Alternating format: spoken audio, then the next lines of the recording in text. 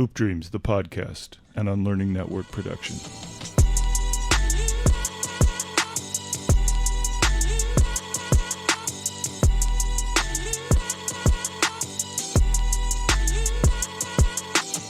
Join us today on the Hoop Dreams podcast.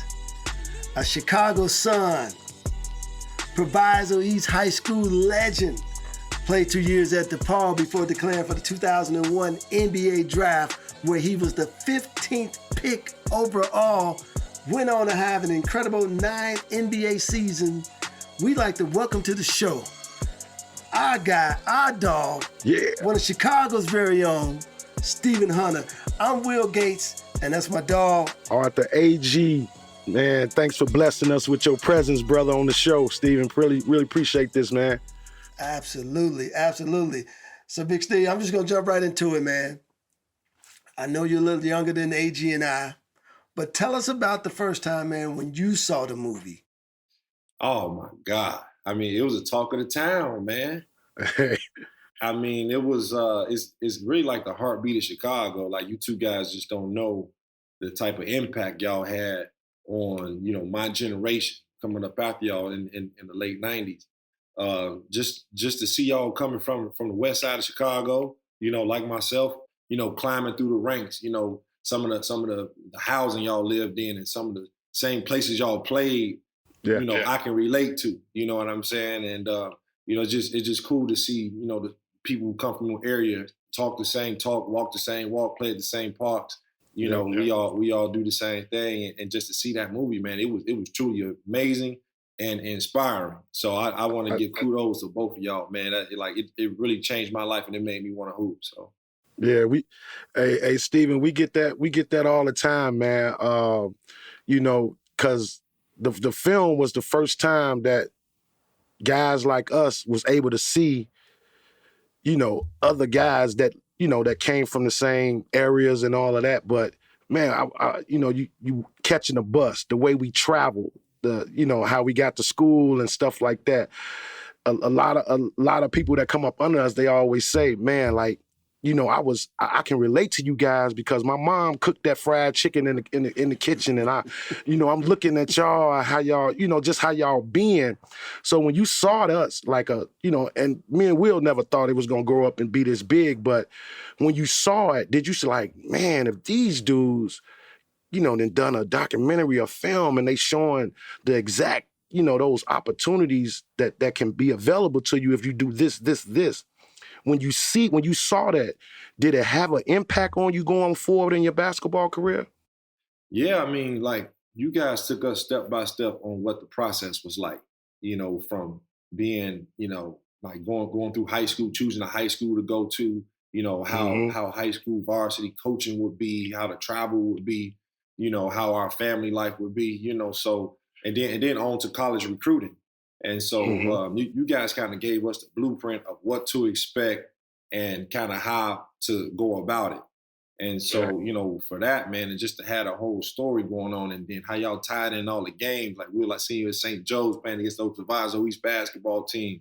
You know what I'm saying? Then Arthur, you went all the way downstate and you took down Big King. It was just a triumphant story, man, of like the underdog overachieving. And it just gave a lot of us on the West Side hope. Like I said, you guys paved the way.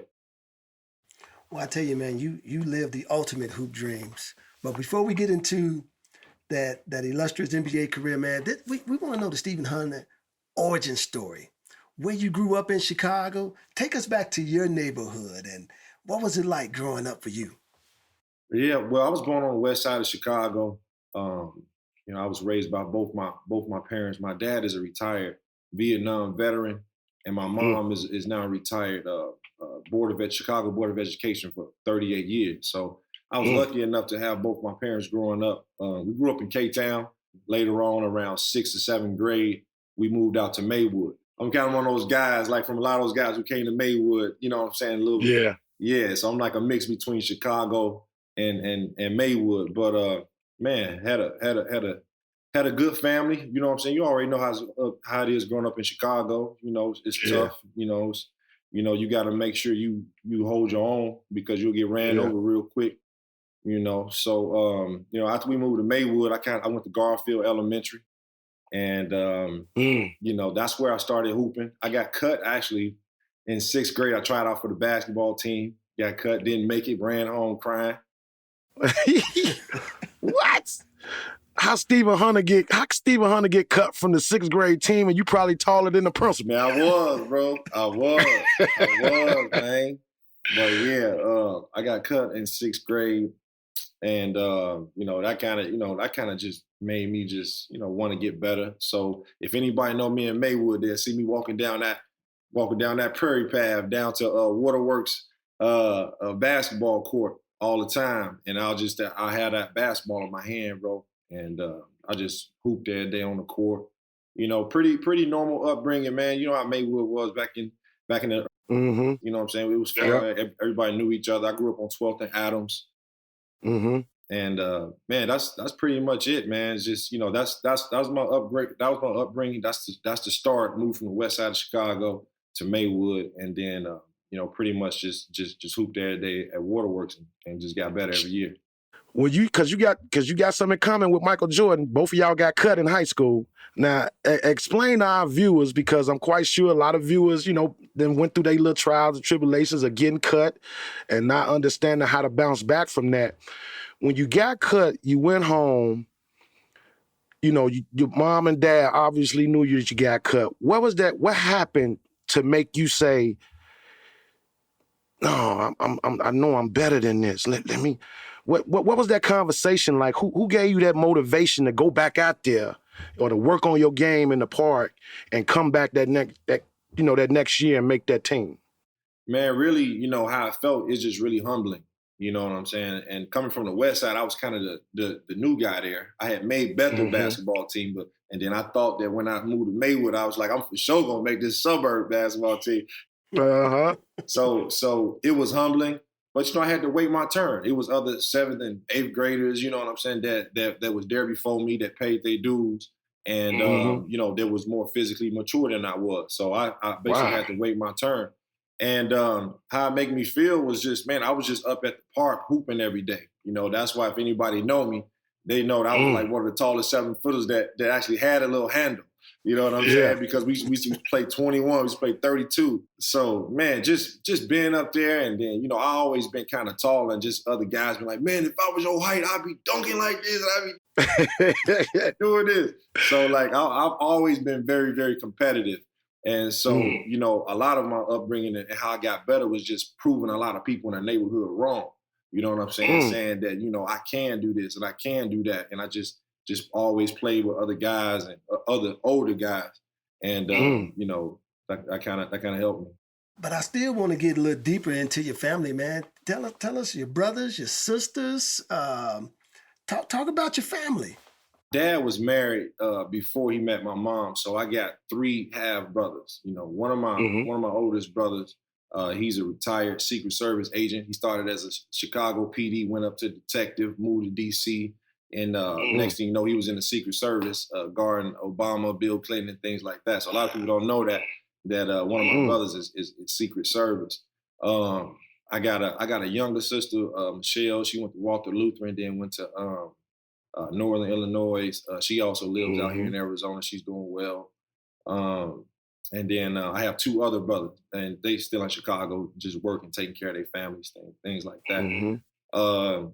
But yeah, man, I mean, my mom was just very supportive. She was my rock. You know, my mom was the first one to introduce me to basketball. I remember I was like 9 or 10 years old. She sent me to Ray Myers basketball camp out in 3 Lakes, Wisconsin.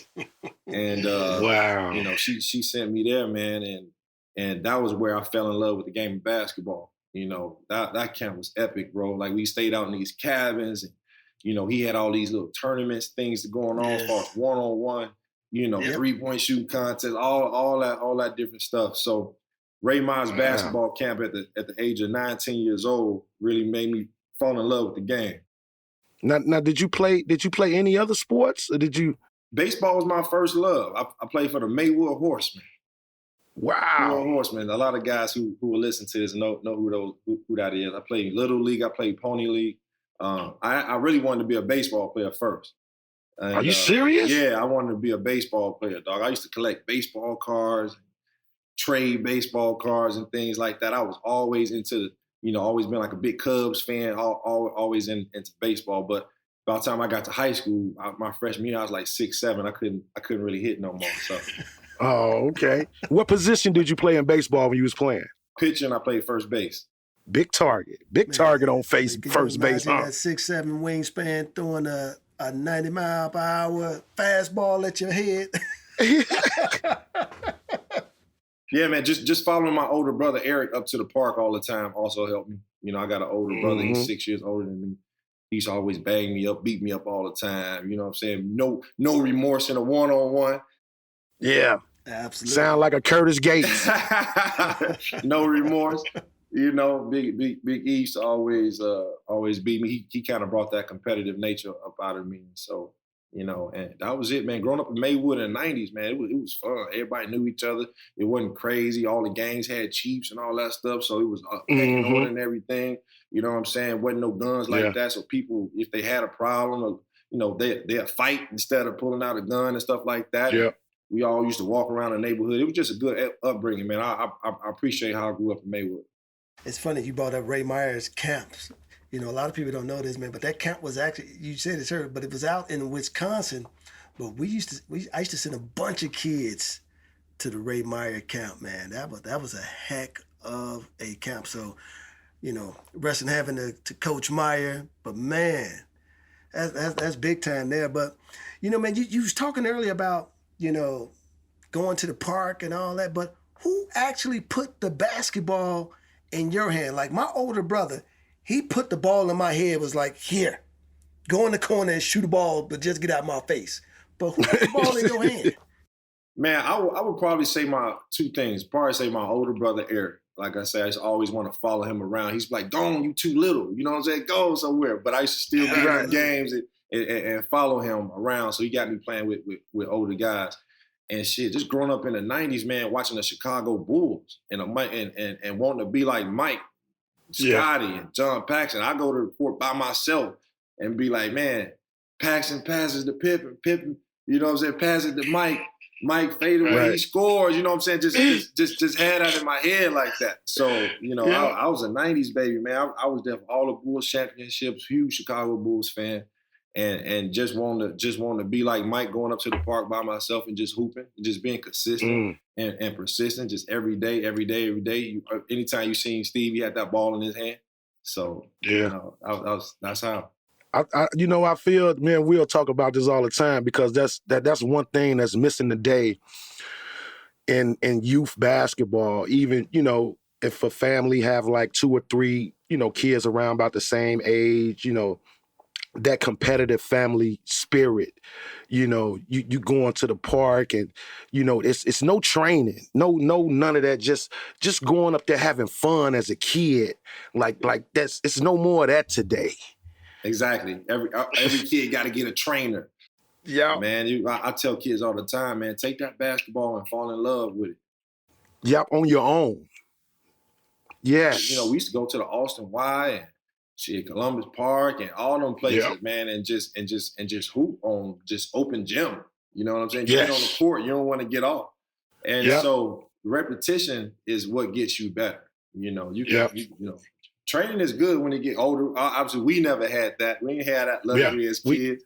But what worked for us, man, is just the consistency of just being out there and working on your ball handling, shooting, and watching older guys and how they move and how they get in a triple threat position and how they, keep the defense off balance and things like that. That's how you learn, by just being out there and being active. Yeah. And then we played against we always played against older people that was out there on the court. Remember it was always a gangbanger dude that I'm talking about that can ball. Like, you be like, man, I don't want to stick him, man. Like, if I foul him too hard, he gonna want to fight. No, but it was some dudes out there, and I'm quite sure William got some stories in Cabrini Green, boy, I could tell you. Like, them dudes can ball. Be like, oh, he 25. There's nothing like playing against a dude who teach you the lesson of no blood, no foul, teach you the lesson of your hand and the ball, they all the same. You try to call foul if you want to, you getting cussed out, might get beat up. Right. That's right. Man, you've been giving us so much, man, of this history. Take us to man, some of the playgrounds you played in Maywood, and really any place in Chicago. Where did you do your pickup at? Oh man, everywhere. You know, like I say, it started with Waterworks, and then you go over there to K-Town, Moore Park. Yeah, everywhere. Man. Emerson Park, like I say, Columbus Park, Garfield Park, man, Golden Dome.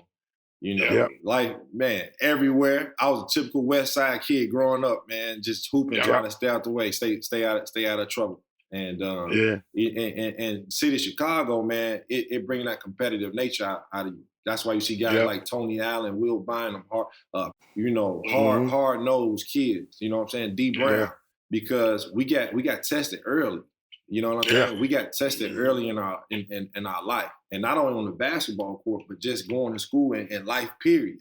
We had to grow up fast, and so that just helped with my maturity. Growing up and trying to go through the high school ranks and things like that. Being able to play travel basketball and things like that. Because if you can make it in Chicago, you can make it anywhere. Yes, you can.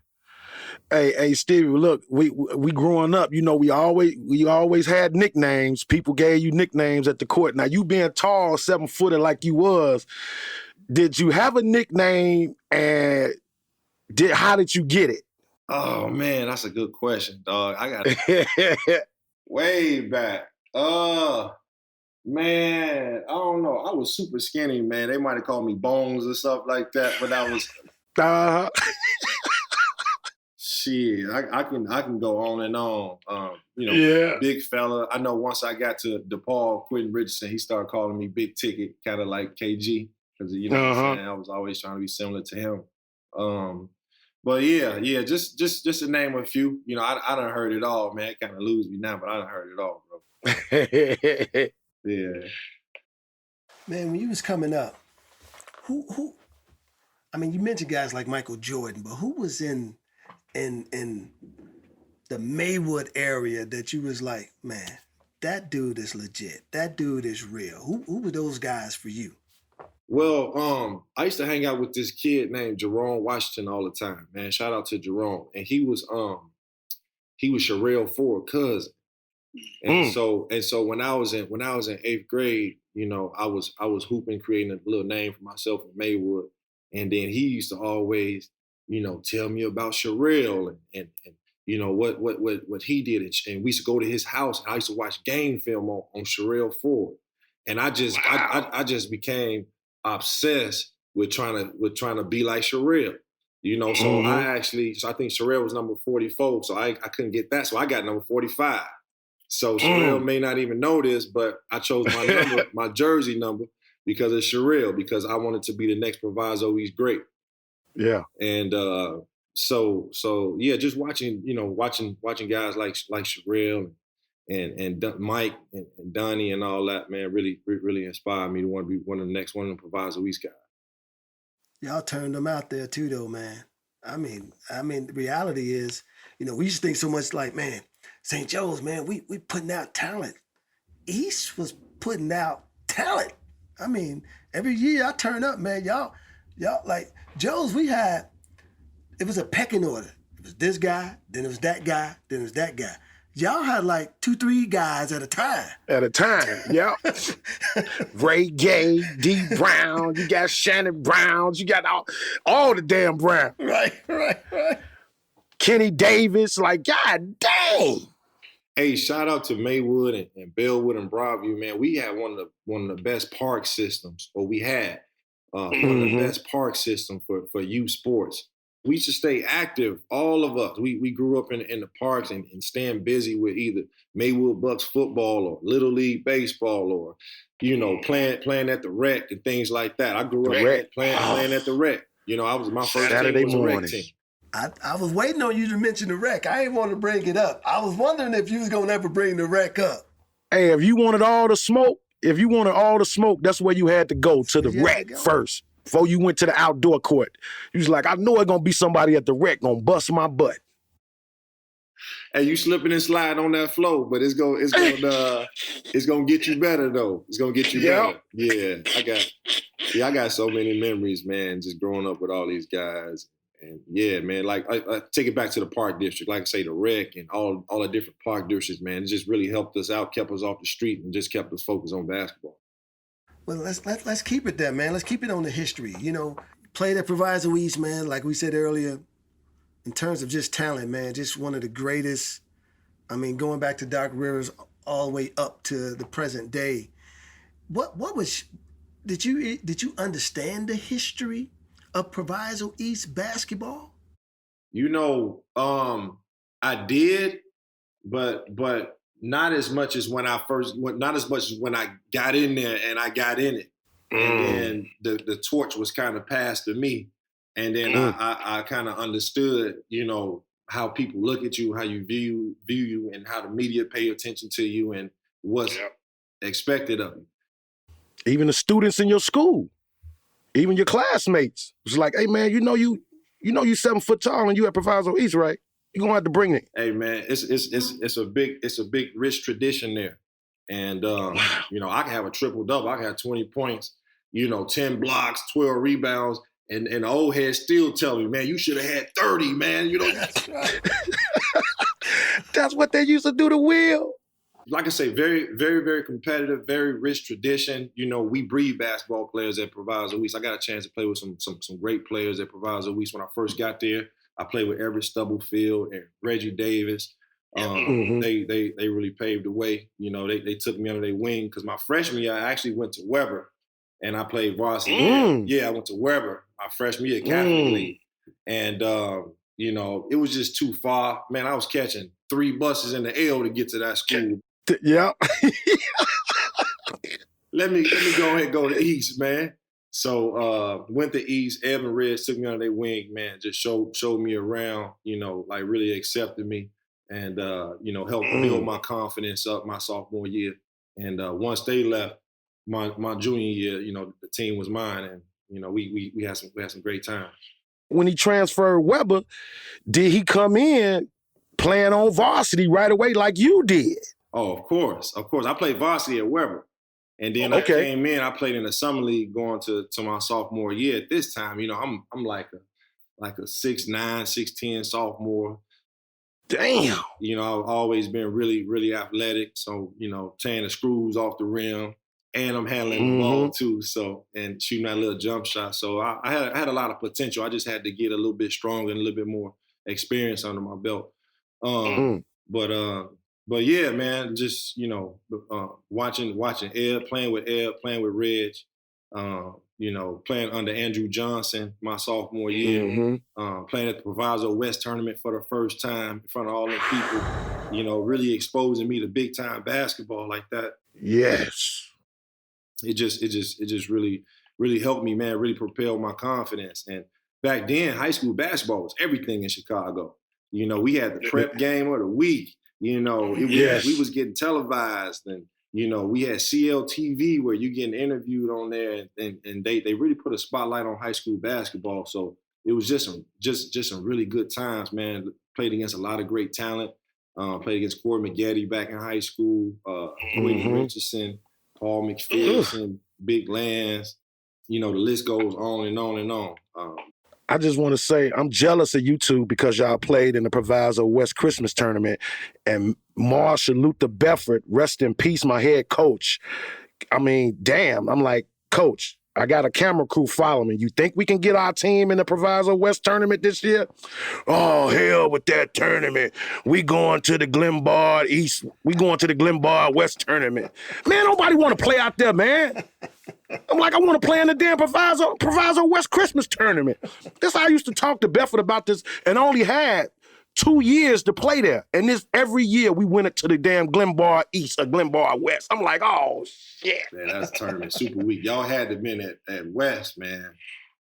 Hey, wasn't that place sold out at the beginning, at the remember they always used to have the game starting around about 4 and it go to like 8 o'clock. So even the games that pretty too much teams, they was all right, but people was there because to see their games, but they knew they wanted to see the later games, but if they didn't get there early, they wasn't going to get in. It was a place to be. I'll never forget when I was in 8th grade, man, I went to Proviso West Christmas Tournament for the first time, and I got a chance to see Farragut play with Kevin Garnett and Ronnie Fields.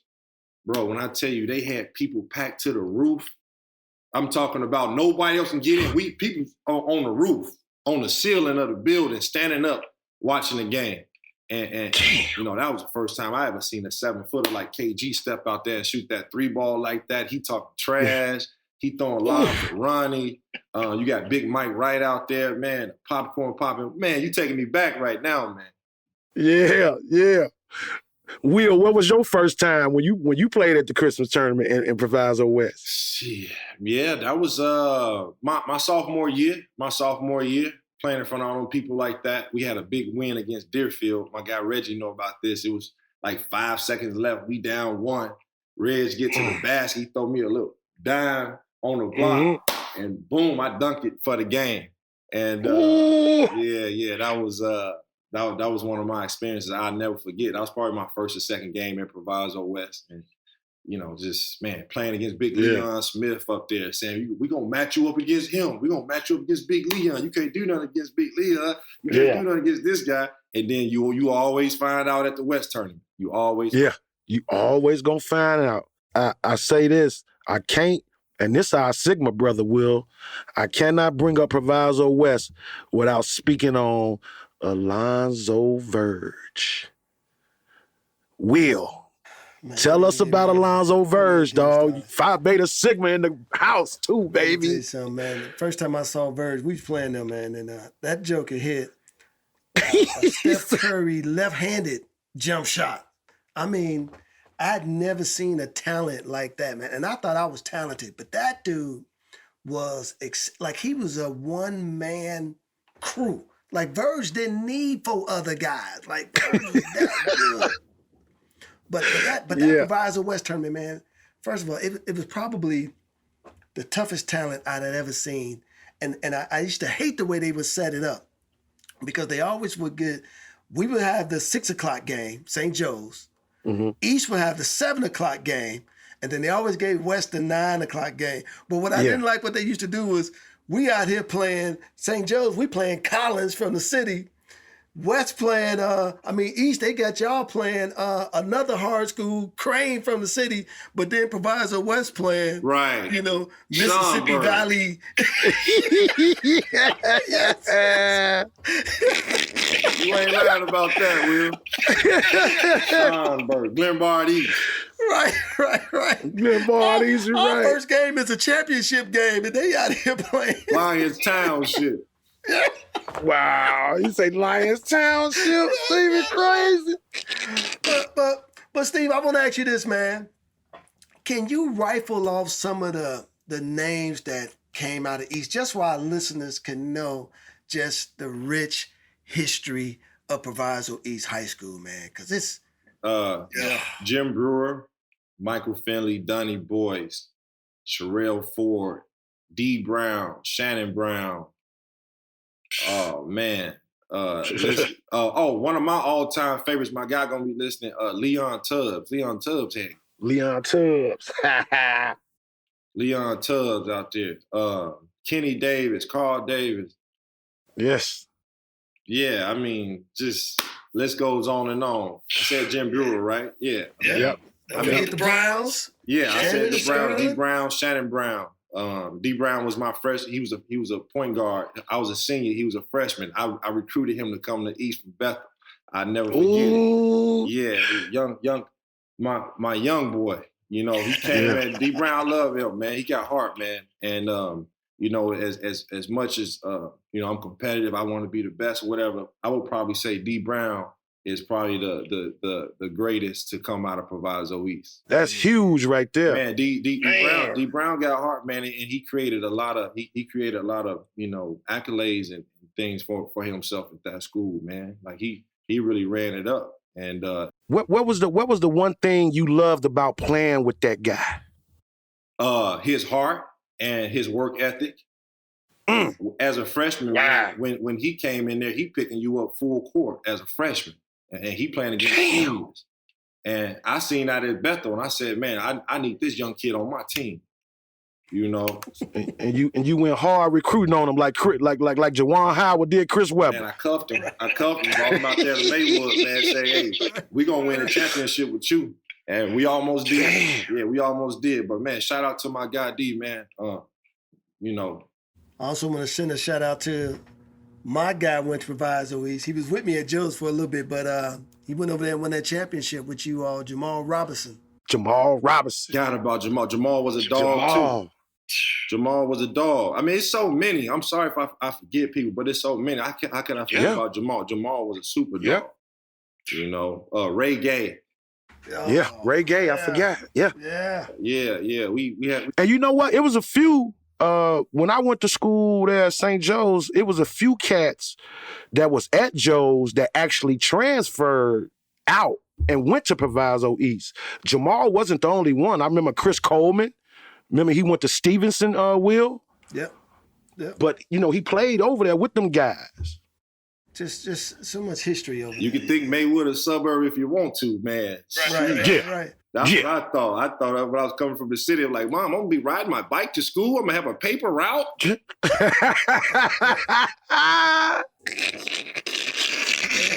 Everybody know Maywood is the west side of Chicago. For real. Everybody know that. So, G, what AAU team did you start playing for in your when you all, you know, junior senior year? What AAU team was you playing with? Man, then? great question. So I got my start with the Oak Park Sonics. This guy named Pete and Ogun, they came and got me out of there. I was like 7th, 8th grade. They found me at the YMCA shooting by myself, and they was like, man, come join our team. So after that, I got recruited by my man, which I owe a lot to, Terry Head. Shout out to T-Head. Shot legend. Man, T-Head instilled in me like my first confidence. He the one first got me thinking that I could hoop and that I had a future in basketball. So big shout out to T-Head, because, you know, without T-Head, I wouldn't be where I am today. You know, he gave me that confidence. He was like, young fella, you remind me of a young Antoine Walker. He was like, that's what you're going to be. You're going to be Antoine Walker. You know, you handle that ball, you shoot that ball. And he put the ball in my hands. He used to call me scoring machine. He just put all this stuff in my head, bro, really boosted my confidence, and he built me up. You know what I'm saying? Yeah. Told me when I was wrong. He's hit you in your chest when you're wrong. You know what I'm saying? Made you really man up. But big shout out to T-Head. So I played for T-Head. Then after that, I got you know, a lot more recognized going through high school. T-Head passed me along to Mac Irvin and the Chicago Fire. T-Head say, look, man, I brought you as far as I can take you. So now I started playing for Team Illinois, the Mac Irvin Fire with Amare Sawyer, Leon Smith. We had Brandon, we had Rio Logan on that team. Damn. What's my name? Kelvin Smallwood on that team. From Dunbar. Yeah. We traveled a lot, all across the country, man. Just so now on this AAU team with the Mac Irvin Fire, you playing against the national dudes. Yeah, the national dude. We team Adidas. I ended up going to ABCD camp.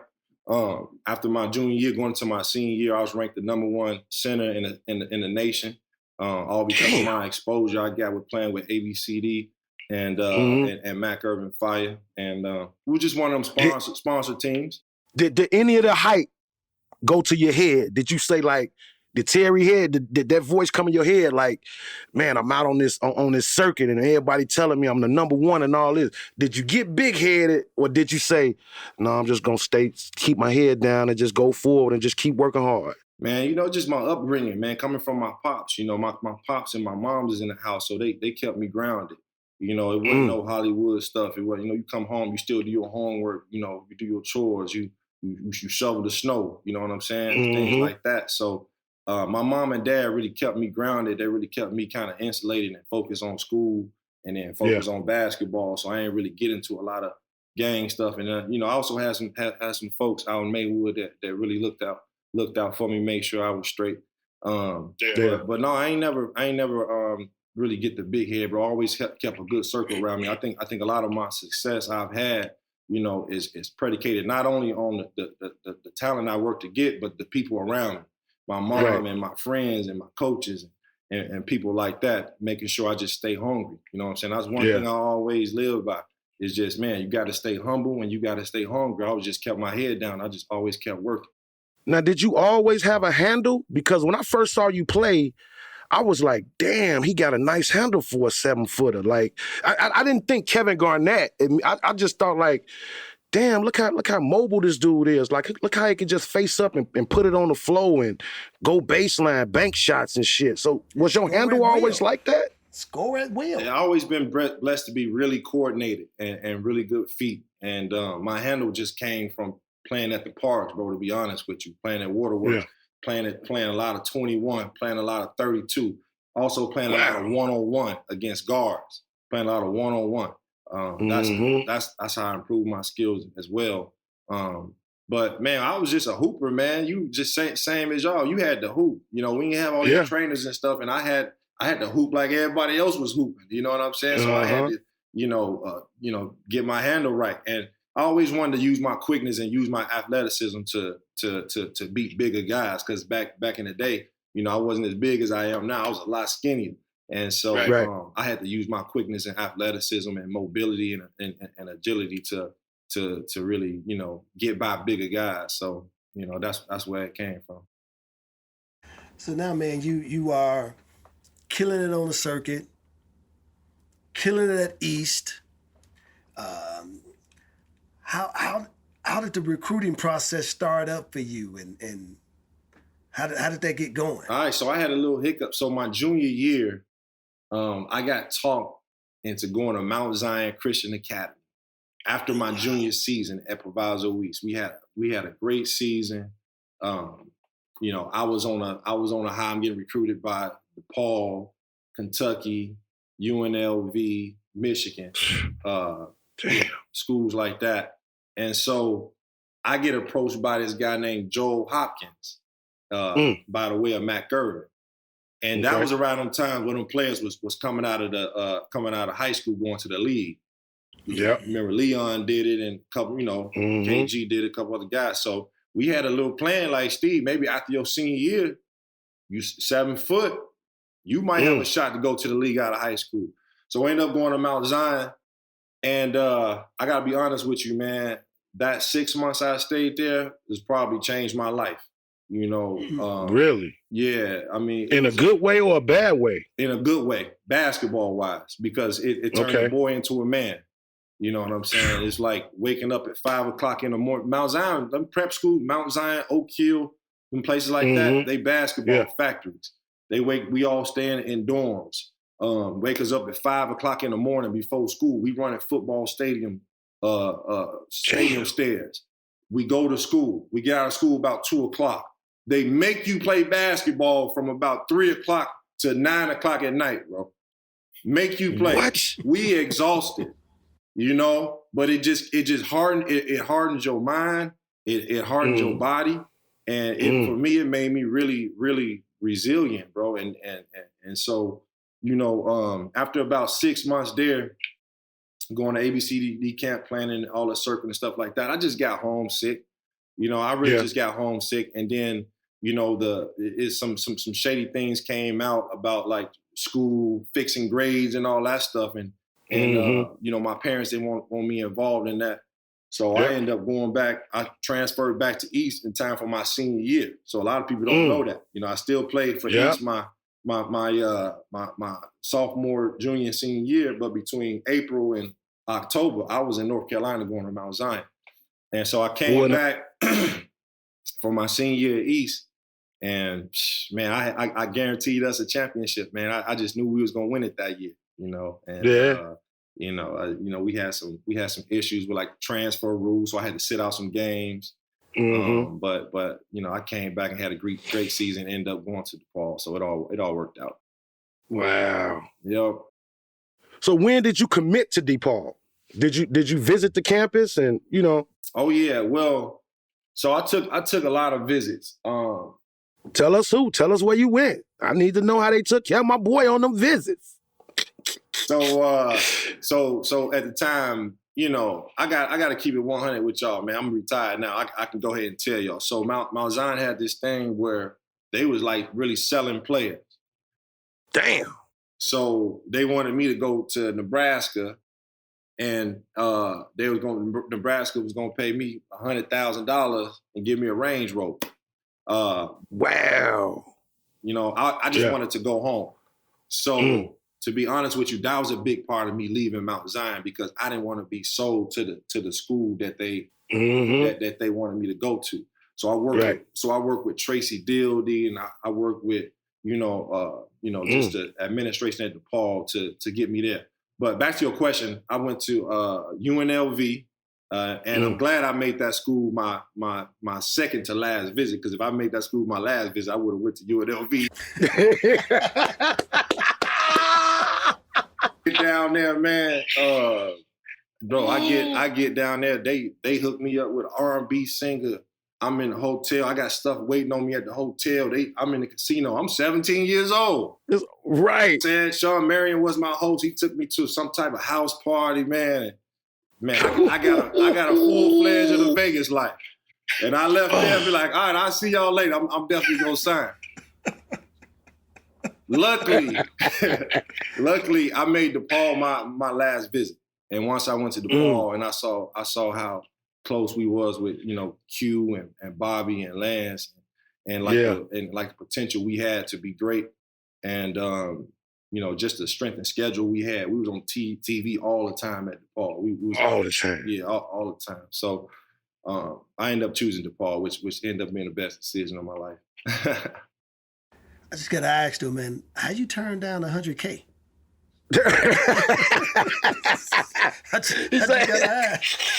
Will like that. Hey, I would have gave them $100K not to go to Nebraska. I don't want to live in Nebraska, right, man. I ain't trying to be the illest in Nebraska. Right. I hear you. Well, yeah, bro. I just didn't want to go to no Nebraska. You know what I'm saying? So, I've been broke all this time. I'm shit. Was waiting another year or two. Right. So that's the school Carl Hayes went to. Sco Hayes went to. Okay. Yeah, he did. Sco Hayes went to Nebraska. But I can understand you turning that down, because some shit like that may look good. Like, what, you gonna give me this and a Range Rover? Like, it's just too much how this shit can go sideways. And then they holding, you know, of what they done gave you. Oh, if you don't do what we say or go with this agent leaving here, we gonna tell that your ass, you know what I'm saying? Like, it would just look like too many strings was attached to that. Well, then let me ask this then. What DePaul give you? Uh-oh. Hey, man. Game late. I think Bobby and Q got him before I did. So got him before us, right. We have to sign an NDA on that one. That's right. No, I ain't get nothing from DePaul, man. I just got an opportunity, dog. That's all I got. Hey, me and Will was talking before. Don't ask Lance and Bobby and Q that. Hey, me and Will was talking before you came on, and we was like, that was the last time that a school in Chicago had that many city Chicago players that all came together. You know what I'm saying? Like, that's the last time I've seen that. Man, it was special.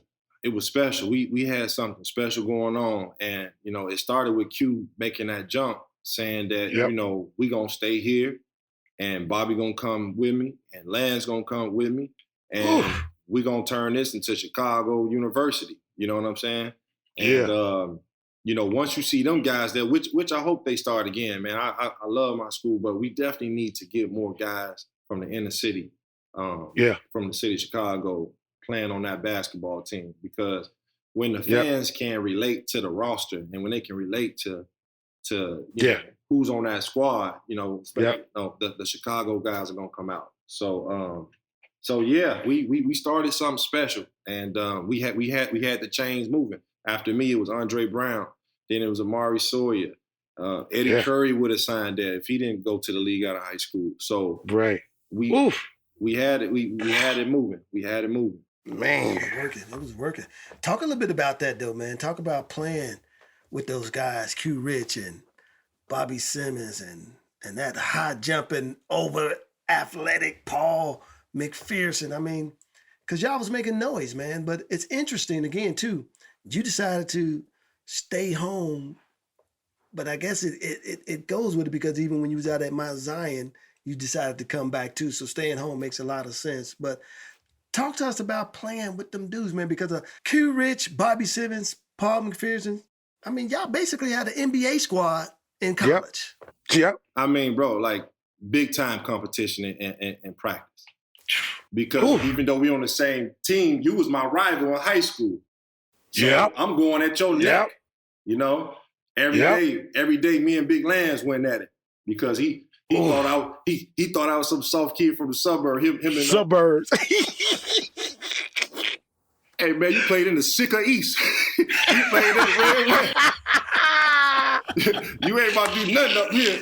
I'm like, I ain't playing no damn sicker East, man. Playing West Suburban Gold. But anyway, dog. Wow. But anyway, Wait a minute. What do you call it? The sicker East.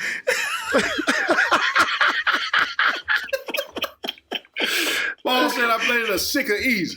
Man, we used to have some laughs on that team, man. Oh my God. And Paul used to always go with Q. You know what I'm saying? Like Paul came in out of Kennedy King. So in practice, every time we trying to run the plays, we try to go through the offense, Paul get the ball.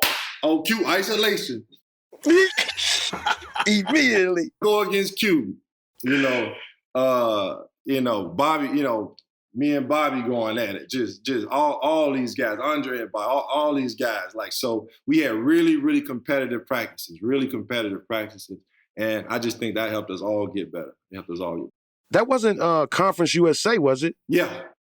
We played against some tough Marquette teams. Yeah. So, St. Louis was really tough back then. UNC Charlotte was real tough. So it was a tough conference. Did y'all beat them Marquette Warriors, man? Because them dudes, man, I don't know about them blue and gold dudes, They didn't beat us when I was playing. We might have beat them a few times, but listen, you go to play Marquette, you playing in a real-life physical basketball game, bro, because they always well coached. They have great home court advantage. I don't think we ever beat them at Marquette. I think we might have beat them once or twice at DePaul. But they got great home court advantage, and they play physical as hell. So Marquette always been a well-coached, program. Great program. Damn. Yeah. It's funny, man. You got to play with, again, Q Rich. And of course, did you know Q Rich? I knew you knew of him, but did you know Q Rich? Well, I just knew him from just playing against these guys. Playing, we all played against each other in high school. And, Q went to Whitney Young.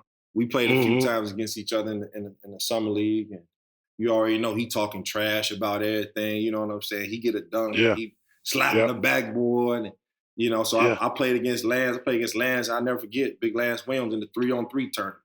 You know what I'm saying? And me and him went at it. So I gradually had to earn the respect from these guys because I'm coming from Maywood. They think it's a suburb, but it really ain't like that. Right. So I had to earn their respect, and that's what I did. And I still talk to all them guys today. But that's what makes it so beautiful, man. Just to be able to start from the bottom, man, and then you earn the respect of your peers. That's what we love as basketball players. But you guys were so talented, man. And of course, even that first year you make the tournament, you lose to Kansas in a tough game. Mm-hmm. But I've always wanted to ask, particularly that team, did you ever think that, and maybe you could tell us differently, was Coach Kennedy the right guy for the talent y'all had? Yeah, I love Coach K.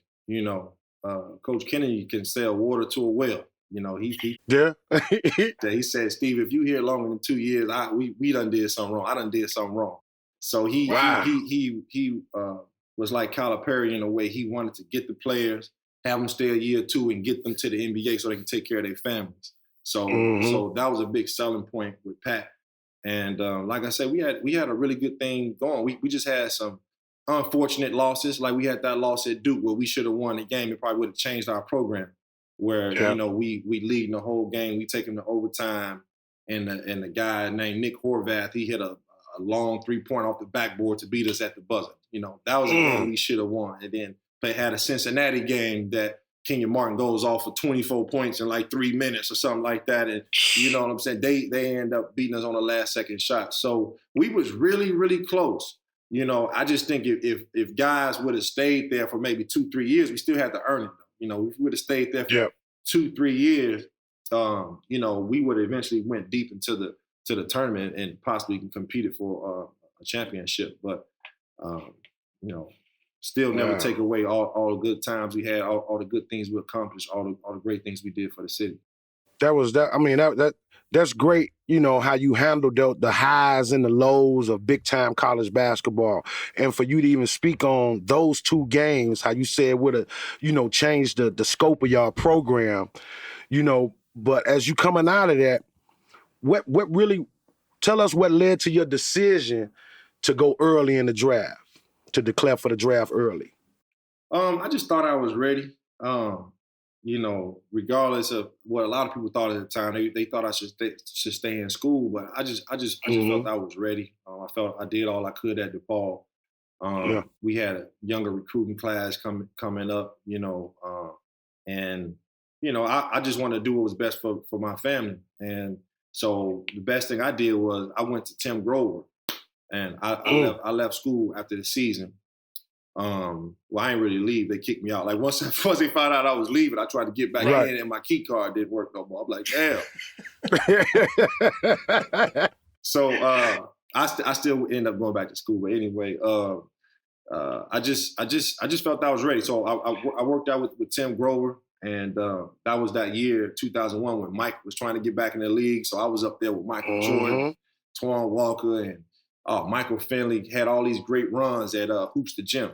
And don't forget, did you see a dude, William Gates, in there? My fault, Will Gates. Will Gates was one of the first ones out. And one of the first runs, he was up there. Will Gates was over there.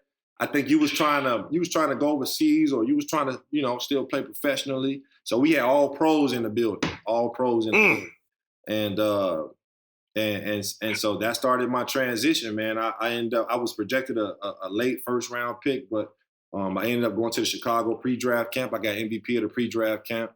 And that boosted my stock. So I ended up going. How competitive was them runs at Hoops the Gym? I mean, give us some stories how Michael Jordan was acting in the runs. Would he stack his team? Would he say, give me that dude, and we playing against y'all? Let's go. Man, the first time I ever seen Mike in person was at Hoops the Gym. And so I walk in the door, and Mike is standing at the desk, at the front desk. And bro, when I take one look at Mike, my childhood idol, it's like the man had like a halo over his head or something. Feel how special he is, you know what I'm saying? And, and so I go up to Mike, I'm like, dang, and everything, I shake his hand, everything going through my head. Like, remember when I watched the old video, Come Fly With Me? Right. Through my head, I'm like, man, it's really Mike. I'm like, man, I look up to you, and He was like, okay, young fella, thanks, man. You about to go up there and work out. And then from then on, we kind of came counterparts, you know what I'm saying? Workout buddies. I'm on a bench press with Mike. Yeah. Doing everything he do. Tim working out me, Mike, and probably like a Jawan. Jawan was always there too. Jawan Howard was always there. Oh, damn. Yeah. I mean, but back to your questions. The runs was crazy. I mean, it's like an NBA All-Star game. Chicago got so many pros. You got Jawan Howard, Antoine Walker on the floor. You got Michael Finley on the floor. You got Quentin Richardson, Corey Maggette. Everybody in the league from Chicago gravitated to Hoops the Gym, and we there. Yeah.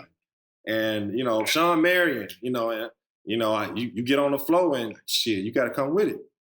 Hey, Steven, I love the little story William always tell me about going up there. What that parking lot look like, Will? I say, man, listen, there's $1 billion worth of cars in the parking lot. You don't see nothing but Range Rovers and Cadillac trucks, Escalades everywhere. I heard Jalen Rose came through there too. Yeah, everybody. LeBron came up there. LeBron, when he was in high school. In high school, LeBron came up there? Yeah, played against LeBron in high school. Damn. He came First time I ever up met there. him was Yeah, same LeBron he is now. Maybe, I don't know how old he was, 16, 17, just. Let me tell you about the guy that I remember at the camp, Stephen Hunter. I remember, and I'm calling it the camp, but at Hoops to Gym. Yes, sir. First time I saw Stephen, because, I was upstairs in the weight room too, working out with your guy. Stephen just getting stronger every day. He has like these 250-pound, weights in his hand, and this joke over there doing like one-legged leg squats, and all you hear is this thump hitting the floor. Boom, and he's springing back up. Boom, and he's springing back up. And I said, who's that big dude? They said, oh man, that's Stephen Hunter. This kid out at Proviso East. I said, that's the same Stephen Hunter at Proviso East? I said, when did he get that big? Chest expanded, arms were strong. Man, he became a monster. And literally, I can say this, man, all props out to Timmy Grover because, man, Doc, he got you right, man. Yeah, he did. He got you right. Yeah, he did. Honestly, man, in that 4 or 5 month span, I transformed my body, and I just became a whole new basketball player. You can just see that potential starting to come out, and so yeah, that's. He was in there dunking on dudes. I'm talking about catching it in the post because he always had that nice turnaround, touch hook, left hand, right hand. But he was in there now, grabbing it, turning, hitting guys, boom, dunking. Then he had to dunk on my boy one game. I was like, dang, I kind of felt bad for him. Daryl Cunningham, because Daryl was there too. I knocked Daryl down, man. Daryl Cunningham. DC. I remember that. Shout out to DC, man. Shout out to DC, man. Phil. Hey, Steven. Man. Now look, you working out with these guys at Hoops and Gym. You about to put your name, declare for the draft. Tell us and our viewers at that time, do you get an agent right away or do you wait to see what the people talking about, where you're going to go in the draft? I got an agent right away. The agent gave me a $50,000 advance. I went and put it down. I went and got myself an apartment, went and bought an Escalade, kept a little money in the bank, helped mom out a little bit, and focus on basketball. Pay my training fees and stuff like that. Focus on basketball. So right after I left DePaul, I went and hired an agent. Got a couple dollars in my pocket, and that's how that worked out. Best decision I ever made. Now a lot of people don't know who never worked out. They only heard that Tim Grover, worked out Michael Jordan and got him, stronger after the Detroit Pistons used to whoop his ass. But tell people how rigid that man was. He would find your ass if you was late for your workout, and he would have 3 workouts set up for you: a morning workout, an afternoon workout, and an evening workout. And if you missed either one of those, he was finding your ass. Yeah, it was scary, man. But I really seen the results with Tim. Yeah. It's just morning, like you say, morning and afternoon. Yep. And then sometimes we come back and hoop at night. But it's just a real rigid process. Tim was hungry. Tim was hungry, trying to get in the game, trying to get all these guys. And then we had a lot of hungry players in there trying to get better and staying better. So, Tim was a man, just greatest trainer I ever had. He helped me get a lot stronger. Game helped me with my confidence, helped me mentally and physically. Paid a lot of attention to me. He always took to my game and always wanted to help me out. So, Tim was really big for me coming up. Now, I just got to ask this about Tim Grover. Rumor mill is that how you paid Tim Grover was Tim didn't ask for his money up front. Tim waited till you got that contract. Yep. and sometimes it didn't come for some folks, and Tim made them pay them anyway.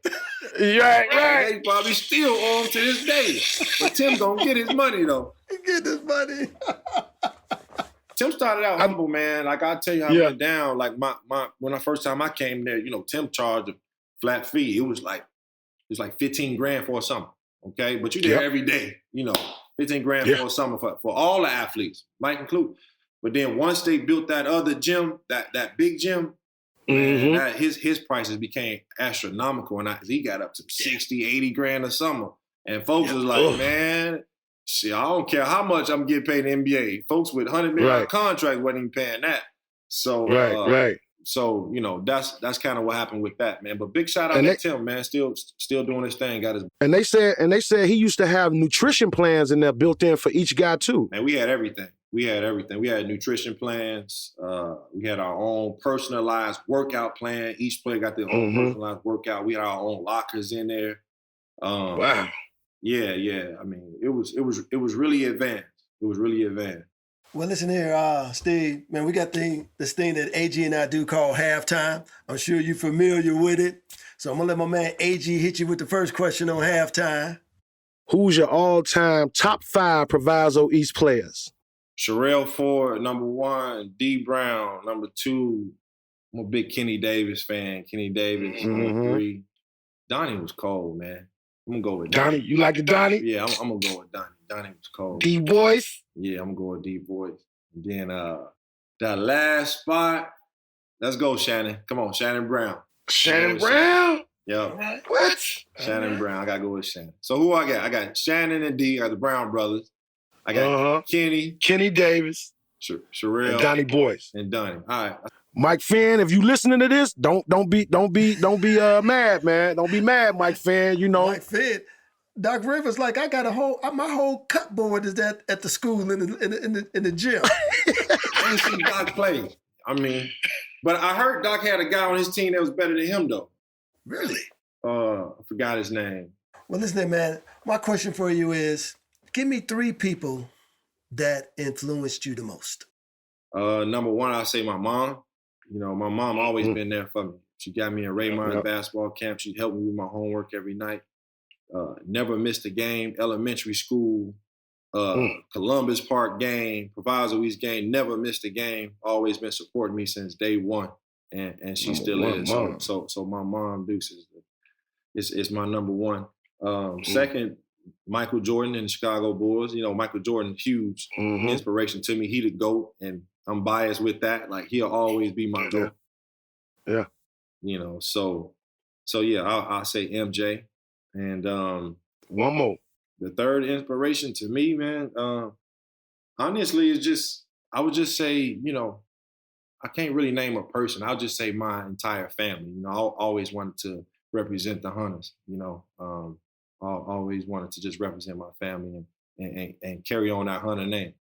What other passions do you have outside of basketball that could have been a career for you, or maybe still will or still is? Man, you know, I always, like, at night I be watching Forensic Files and all that stuff, man. So I, you know, always been into, you know, like a detective work or something like that. You know, you know, somebody studying criminal justice in the law enforcement in some way or form. So that's one career I could have chose. Can you see the 7-foot Steve Hunter coming up on showing NCIS? License registration. Yes. Right. Something in law enforcement. I'll probably say baseball. Man, I wish I could have played baseball. I just got too tall for it.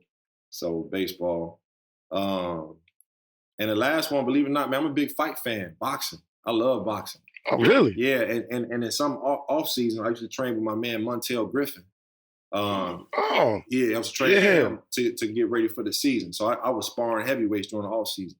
I heard that boxing was a good training for basketball players. Yeah, I mean, you think you in shape playing basketball.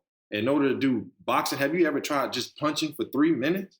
Oh, no. I mean, I know, right. And the first time I did it, I was spent. And just even fighting 3 rounds. I fought 3 rounds. And that spent me. I'm like, man, I'm a NBA athlete of 7-8 years. Right. I'm in shape.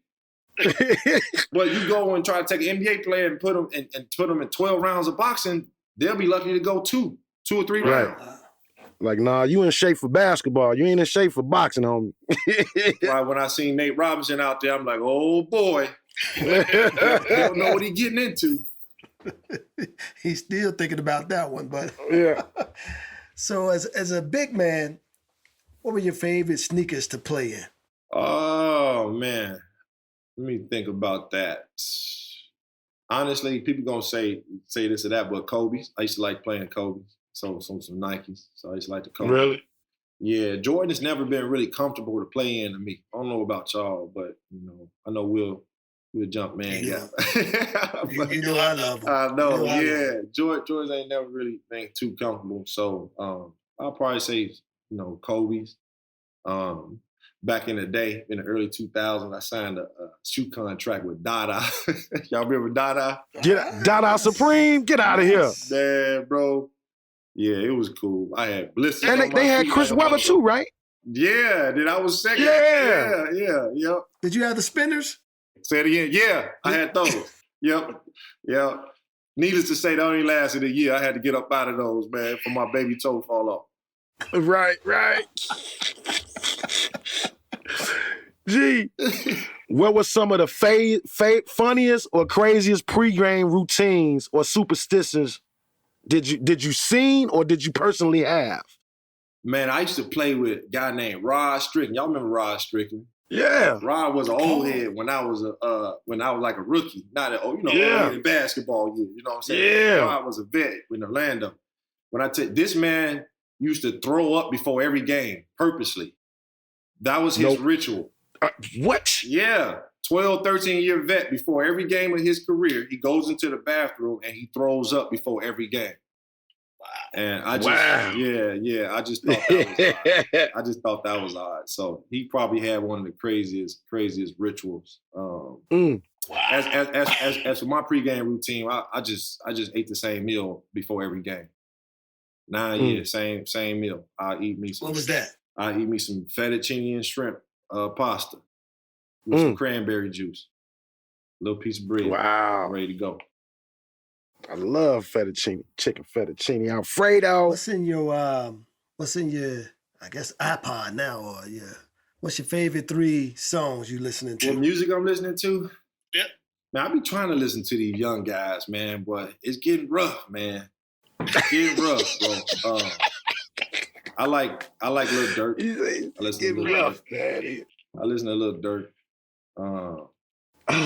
Always been a Gucci fan. I like Gucci. The old Gucci. Jay-Z. Gucci. Yeah, Jay-Z. Jay-Z. Some of the 90s stuff. I probably say 90s hip hop was the best.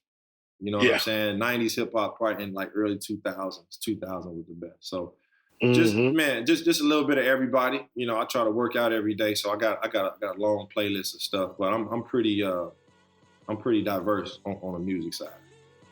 Subscribe and listen to the latest episodes of Hoop Dreams, the podcast, on Apple, Spotify, Google, or wherever you get your podcasts. And please give us a follow on Instagram, Twitter, and YouTube at OG Hoop Dreams. I'm the gold of my era. I've been a trending topic. I'm as fly as a feather. My pocket's macroscopic. See, with time I get better. I'm always in the action, kid. Know I got it locked from Chicago where the toughest live. Concrete jungle, earn my stripes on the pavement there. You make it here, then you can make it anywhere. No comparison. Your game is embarrassing. No one can touch me. I'm all for going there again. Yeah, I think I'm ballin' like I'm Will Gates. I'm hoop dreaming, trying to fight against a sealed fate. More faith, think I'm ballin' like I'm Agee. I'm box office and one day they gon' have to pay me. Yeah, I think I'm ballin' like I'm Will Gates. I'm hoop dreaming, trying to fight against a sealed fate. More faith, think I'm ballin' like I'm Agee. I'm box office and one day they gon' have to pay me. Hoop Dreams, the podcast, an Unlearning Network production. Written and produced by Arthur Agee, Will Gates, Matt Hoffer, with audio engineering from Matt Savage. For more episodes, check us out at www.unlearningnetwork.com. Gotta be a dog to survive in this cold weather. Ice in my veins, no need for a warm sweater. I'm coming for it all, best believe I won't let up, yeah. Hey, I think I'm ballin' like I'm Will Gates. I'm hoop dreaming, trying to fight against a sealed fate. More faith, think I'm ballin' like I'm Agee. I'm box office and one day they gon' have to pay me. Yeah, I think I'm ballin' like I'm Will Gates. I'm hoop dreaming, trying to fight against a sealed fate. More faith, think I'm ballin' like I'm Agee. I'm box office and one day they gon' have to pay me.